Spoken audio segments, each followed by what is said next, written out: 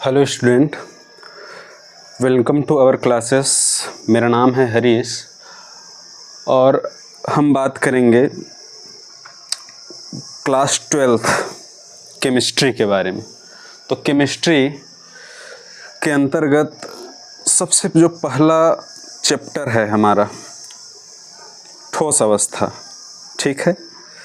तो उसके बारे में थोड़ी बातें करेंगे। देखिए, तो ये है हमारा ठोस अवस्था, सॉलिड स्टेट। तो इस चैप्टर से 4 नंबर के प्रश्न आते हैं। वो 4 नंबर के प्रश्न 2+2 भी हो सकते हैं और 1+1+1 के हिसाब से भी हो सकते हैं। तो इस चैप्टर को हम स्टडी करें उससे पहले इस चैप्टर के साथ फ्रेंडली होना ज़रूरी है। इसमें से कौन से क्वेश्चन को ज़्यादा वैल्यू देनी है, किसको अच्छे से पढ़ना है, किस क्वेश्चन को इग्नोर करना है, ये हम इस वीडियो में समझेंगे ताकि आपको चीज़ों को पढ़ने समझने में आसानी हो। डायरेक्ट यदि पढ़ने के लिए चले गए और आपने इसके बारे में कुछ जानकारी ही नहीं है तो थोड़ा प्रॉब्लम होता है, ठीक है। तो देखिए, मैं आपको इसमें बताते जा रहा हूँ। तो ये है हमारा फर्स्ट क्वेश्चन। ये बहुत ज़्यादा इम्पोर्टेंट नहीं है तो इसको हल्के में लेना रहता है। आगे चलेंगे। यहाँ पर ठोस पदार्थ की कुछ भौतिक अवस्थाएं हैं, ठोस, द्रव, गैस। तो ये तो नॉर्मल जानकारी है, इस पर ज़्यादा टाइम नहीं देना होता। ये महत्वपूर्ण चीज़ है, इसमें से क्वेश्चन आते हैं।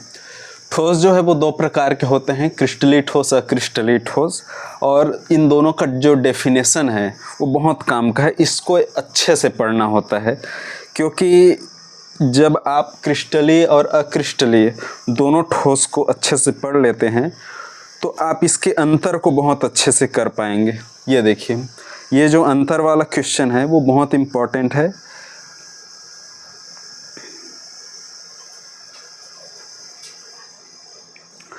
क्योंकि ये जो प्रश्न है 2000, आप देखिए 2012 में आया हुआ प्रश्न है।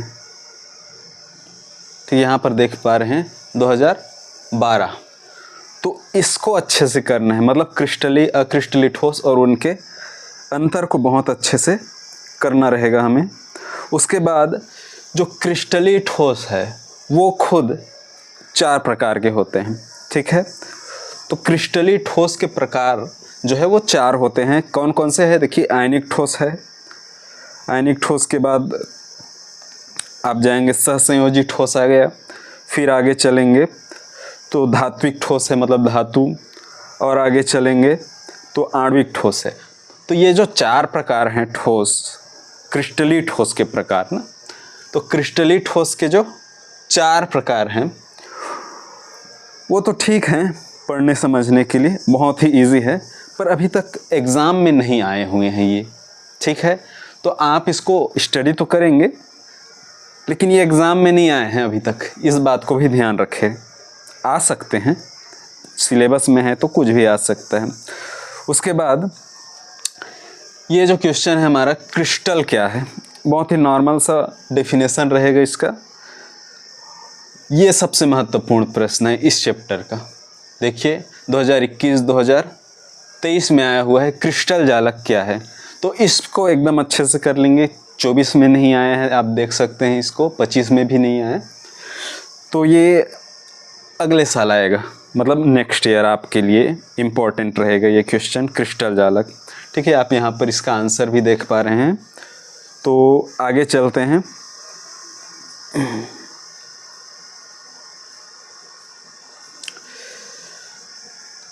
अगला क्वेश्चन है इकाई कोशिका, ठीक है। इसको कहते हैं यूनिट सेल भी कहते हैं। तो ये बहुत ही महत्वपूर्ण प्रश्न है। 16 में आया हुआ है, 23 में आया हुआ है, ये एग्ज़ाम में आएगा अगले बार, ठीक है। तो आप इसको स्टडी करें। जो जो क्वेश्चन आ चुका है केवल उसी को ज़्यादा फोकस करेंगे तो आपके ऑलरेडी 90 से 95% तैयारी हो जाएगी इस चैप्टर में। जो जो आया हुआ है उसी को ज़्यादा ध्यान देंगे, ठीक है। आगे चलते हैं। ये देखिए, जो यूनिट सेल होता है उसके प्रकार से भी प्रश्न आ चुके हैं। यूनिट सेल मतलब जो घनाकार डिब्बा होता है उससे 24 में आया हुआ है, ठीक है। तो इसको ध्यान देना है यूनिट सेल के प्रकार को। यूनिट सेल का जो प्रकार है उसके अंतर्गत इस तरह का जो है वो सरल घनी यूनिट सेल होता है, ठीक है। आगे चलेंगे,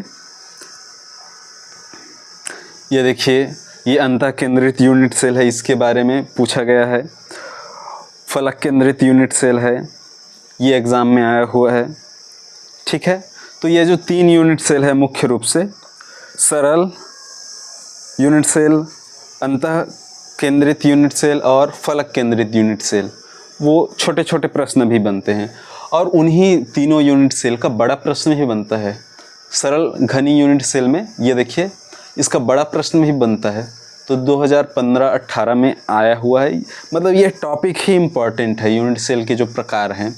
तो सरल यूनिट सेल का जो आंसर है ये इस प्रकार है। इतना यदि आप एक्सप्लेन करते हैं, ठीक है, तो आपको इसमें ये लगभग 3 नंबर का क्वेश्चन आता है, ठीक है। इतना इसका आंसर आया है 1 परमाणु, ठीक है। इसी तरह अंतः केंद्रित में देखिए कि 18, 19 और 22 में आया हुआ प्रश्न है, ठीक।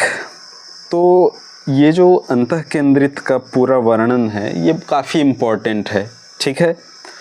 तो आप समझ रहे हैं कि सरल घनी इम्पोर्टेंट है, अंतः केंद्रित इम्पोर्टेंट है, और फलक केंद्रित का ये जो पूरा आप इसमें देख पा रहे हैं ये बहुत ही इम्पोर्टेंट है। मतलब आप इन 3 चीज़ों की यदि स्टडी कर लेते हैं, बहुत अच्छे से चीज़ें तैयार कर लेते हैं, सरल घनीय सेल, अंतः केंद्रित घनीय सेल और फलक केंद्रित घनीय सेल, तो ये जो तीनों हैं वो असल में तीनों ही आते हैं, ठीक है। और लगभग ये 3 नंबर का प्रश्न बनकर आते हैं। इसकी जो लेंथ है आंसर की लगभग 3 नंबर का रहता है यदि वर्णन के साथ पूछे तो। यदि इसको एकदम शॉर्ट में भी पूछ सकता है, ठीक है। तो इस पर आपकी पकड़ होनी चाहिए। ये जो प्रश्न है ये भी काफ़ी अच्छा है, लेकिन एग्ज़ाम में अभी तक नहीं आया है। क्या है, इकाई सेल, मतलब जो अभी हमने जो डिब्बा देखा लूडो की तरह, उसके घनत्व के बारे में बात करेगा ये प्रश्न। अगला प्रश्न है क्रिस्टल जालक के समन्वय संख्या। समन्वय संख्या आ चुका है, आप देख सकते हैं इसमें 2023 में। ये इम्पॉर्टेंट क्वेश्चन है समन्वय संख्या, ठीक है।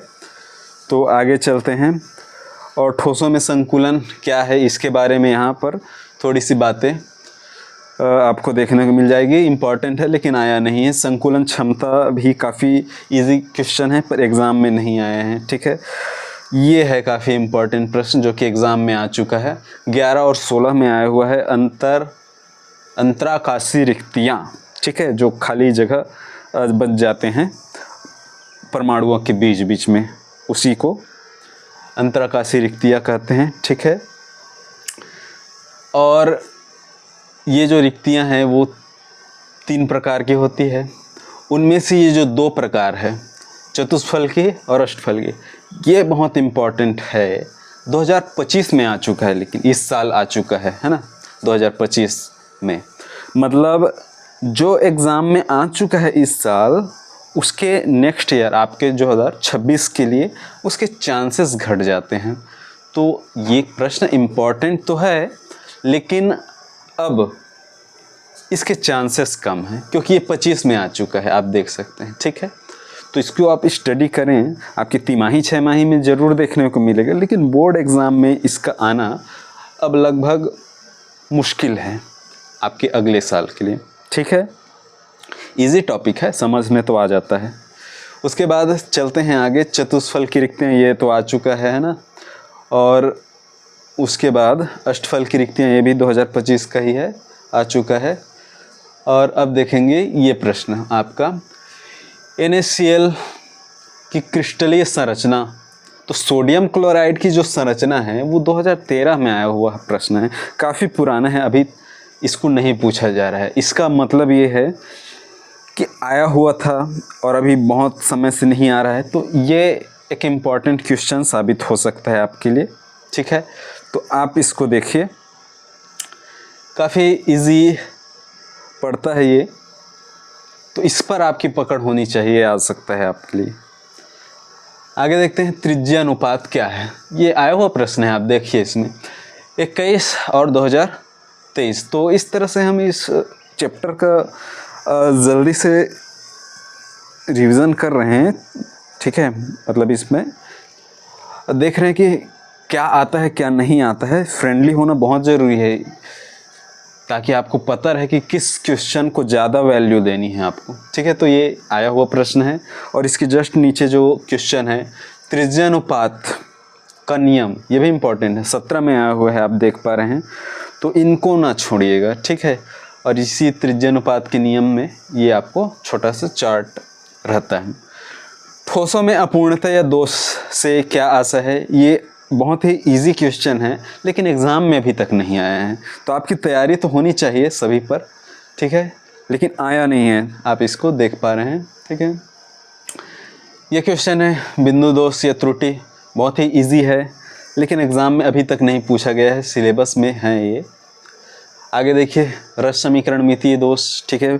इन सब की स्टडी करेंगे लेकिन कौन आया है कौन नहीं आया है इस पर तो आपको पता होना चाहिए। देखिए रस समीकरण मितीय दोष खुद नहीं आया है लेकिन उसके जो टाइप्स हैं उस पर प्रश्न पूछा गया है और वो भी इसी साल 19 में आया है, 21 में आया है, 25 में। जो आया है वो बार बार आता है, आप इसमें देख पा रहे हैं। तो शॉर्टकी और फ्रेंकेल 2025 में आ चुके हैं। देखिए 2025 शॉर्टकी के बारे में डिटेल में पूछा गया है।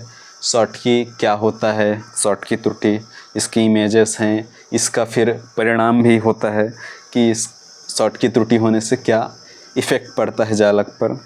उसके बाद फ्रेंकेल में भी आप देखिए 2021-2025 में आया हुआ क्वेश्चन है, इसका भी इमेज है यहाँ पर, परिणाम भी इसमें है, ठीक है। तो शॉर्टकी और फ्रेंकेल के जो अंतर हैं वो भी काफ़ी इम्पॉर्टेंट है, ठीक है। आप इसमें देखिए ये जो अंतर है वो 2014 में आया हुआ है। तो शॉर्टकी और फ्रेंकेल का जो वर्णन है उसके बजाय अब अंतर इम्पॉर्टेंट हो गया है क्योंकि ये अंतर 2014 में आया हुआ है, ठीक है। तो इस पर एकदम स्ट्रांग आपको तैयारी होनी चाहिए। आगे देखते हैं अरस समीकरण मितीय दोष।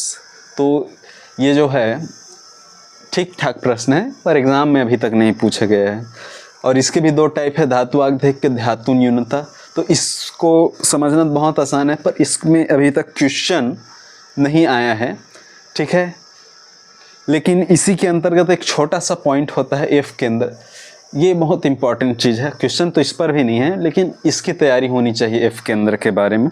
हम देखेंगे आगे सबकी बात करेंगे।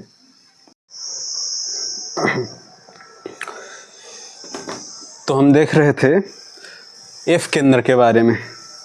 एफ के अंदर के आगे और चलते हैं धातु न्यूनता दोष। अरस समीकरण मितीय दोष के अंतर्गत जो धातु आधिक्य था और उसके बाद धातु न्यूनता है। तो ये भी काफ़ी इम्पोर्टेंट है, मतलब इजी क्वेश्चन है पर एग्ज़ाम में ये भी अभी नहीं आया है, ठीक है। धातु अशुद्धि दोष फिर है, अशुद्धि दोष। अशुद्धि दोष मतलब कुछ एक्स्ट्रा मिलाना है, जैसे कि इसके अंतर्गत जो पी प्रकार और एन प्रकार के अर्धचालक वो काफ़ी इम्पोर्टेंट हो जाते हैं। अशुद्धि दोष के अंतर्गत जो पी और एन प्रकार के अर्धचालक है वो काफ़ी इम्पोर्टेंट हो जाते हैं, इससे क्वेश्चन बनते हैं, ठीक है। डोपिंग जो है वो काफ़ी इम्पोर्टेंट है, एग्ज़ाम में आया हुआ प्रश्न है 2020 ABC, ठीक है। तो ये काफ़ी इम्पोर्टेंट हो जाता है, एग्ज़ाम में आता है, तो आप इसको देख लीजिए, ठीक है। डोपिंग के बारे में जितनी चीज़ें यहाँ पर बताई गई है, ठीक है, काफ़ी इम्पोर्टेंट है। इसके आगे चलते हैं, अर्धचालक क्या है, उपयोग। तो ये काफ़ी इजी क्वेश्चन है पर इससे भी क्वेश्चन नहीं पूछा गया है क्योंकि फिजिक्स में एक अलग से चैप्टर आता है अर्धचालक, तो अर्धचालक से रिलेटेड चीज़ें वहाँ से पूछ ली जाती है, ठीक। अब यहाँ पर काफ़ी महत्वपूर्ण चीज़ है, एन प्रकार के अर्धचालक के बारे में डिटेल में यहाँ पर दिया गया है। तो आपको इसकी डिटेलिंग अच्छे से पढ़ लेनी है, यहाँ से क्वेश्चन आते हैं, आ चुके हैं। आप इसमें देखिए 2024 में आया हो प्रश्न, आप इसको हल्के में नहीं लेना है, आपको इस पर डीप स्टडी करनी होगी। ठीक है, आगे चलते हैं। इसी तरह पी प्रकार के अर्धचालक से संबंधित ये बातें इसमें आप देख पा रहे हैं कि ये भी 2024 में आया हुआ है और 25 में नहीं आया है। इसका मतलब ये इम्पॉर्टेंट क्वेश्चन है ये दोनों। ठीक है, एन प्रकार और पी प्रकार काफ़ी इम्पॉर्टेंट है। अब इसकी डिटेलिंग यहाँ पर हमें नीचे में शो करी गई है। ठीक है, अब ऐसे ही इसमें आगे चलेंगे तो एन प्रकार और पी प्रकार को पढ़ने के बाद इसमें हमें अंतर देखना होगा, जो कि काफ़ी इजी क्वेश्चन है, एग्ज़ाम में भी नहीं पूछा है इसको, लेकिन ठीक है ना, बट है काम की चीज़।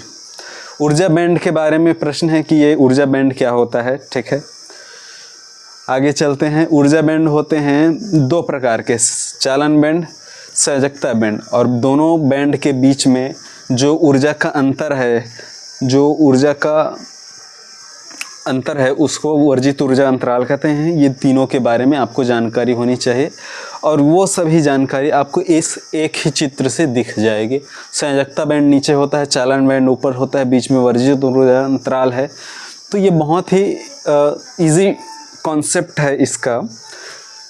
एग्ज़ाम में इसको अभी पूछे जाने के चांस है, पर अभी पूछा नहीं है इसको। ठीक है, तो आगे चलते हैं। ऊर्जा बैंड के आधार पर चालक, विद्युतरोधी और अर्धचालक तीनों को समझना है। ठीक है, चालक मतलब सुचालक को ही चालक बोलते हैं, विद्युतरोधी मतलब कुचालक होता है, और अर्धचालक मतलब जिसकी चालकता मीडियम हो। ठीक है, ना बहुत अधिक ना बहुत कम, उसको अर्धचालक कहते हैं। चालन, देखिए चालक क्या होता है यहाँ पर समझाया गया है। ये मतलब बहुत ही इजी चीज़ है, इसलिए इसको नहीं पूछे जाते। चालक, विद्युतरोधी, अर्धचालक, इसको क्या ही समझोगे, इसको तो 7वीं 8वीं से पढ़ते आ रहे होगे, है ना।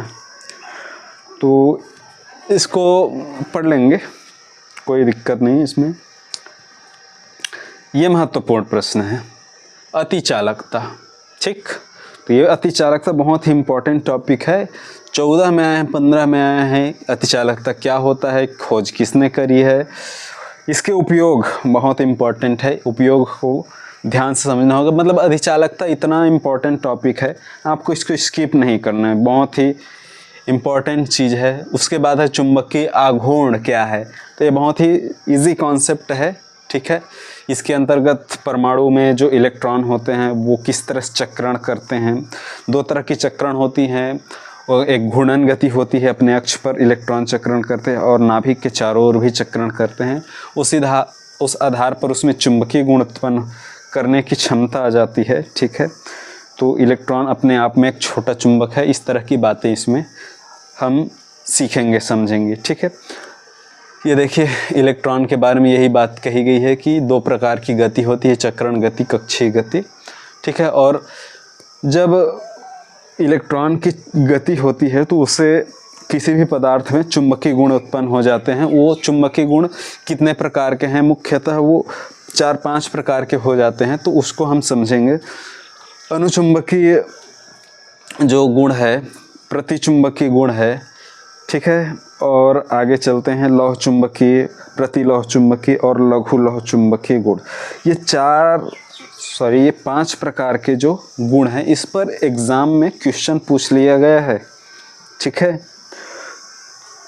इसमें अभी शो नहीं किया गया है, लेकिन 24 में इस पर क्वेश्चन पूछा गया है। अनुचुंबकीय, प्रतिचुंबकीय, लौह चुंबकीय, प्रतिलौह चुंबकीय और लघु लौह चुंबकीय, तो इस पर प्रश्न पूछा गया है। इसकी डिटेलिंग करेंगे। ये काफ़ी इम्पोर्टेंट टॉपिक्स हो जाते हैं।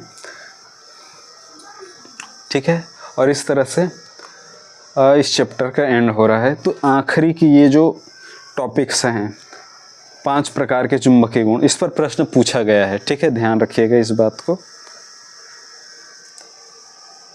इस पर अभी शो नहीं कर रहे हैं, लेकिन 2024 में इस पर प्रश्न पूछ लिया गया है, इम्पोर्टेंट है। तो इस तरह से हमने इस पूरे चैप्टर्स को देख लिया कि इसमें कौन से टॉपिक्स हैं जिस पर आपको ज़्यादा ध्यान देना है, कौन से टॉपिक्स से क्वेश्चन आते हैं, किसको हल्के में लेना है। अब हम इस चैप्टर को नेक्स्ट वीडियो से प्रॉपर ढंग से देखना स्टार्ट करेंगे, है ना। और आप मेरे साथ इस पूरे चैप्टर, इस पूरे सब्जेक्ट में बने रहें, तो आपका एक भी क्वेश्चन मिस नहीं होगा एग्ज़ाम में। ठीक है, तो मिलते हैं अगले क्लास में जिस पर हम इस चैप्टर के बारे में बात करेंगे। ठीक है।